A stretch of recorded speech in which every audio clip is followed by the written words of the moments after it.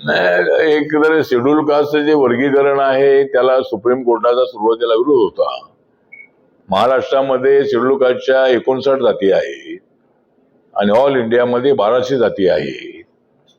त्यामुळे सुप्रीम कोर्टाने जसं सांगितलं होतं की अशा पद्धतीचं हे कॅटेगरायझेशन करता येणार नाही, पण सगळ्या जातींना न्याय मिळाला पाहिजे अशी भूमिका नक्कीच आमच्या पक्षाची आहे.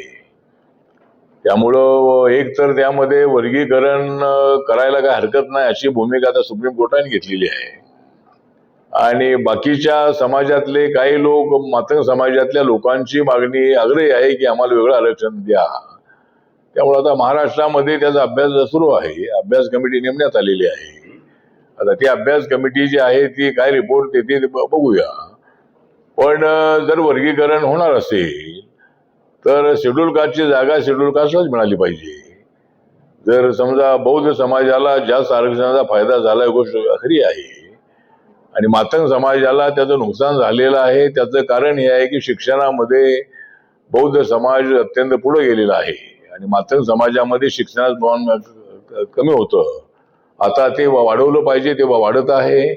त्यामुळे मातंग समाजातल्याही लोकांना शेड्यूल कास्टच्या रिझर्वेशनचा फायदा झाला पाहिजे अशी आपली भूमिका आहे.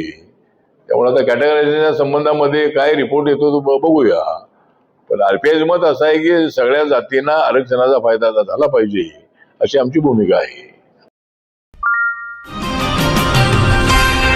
सर्जनशील न्यूज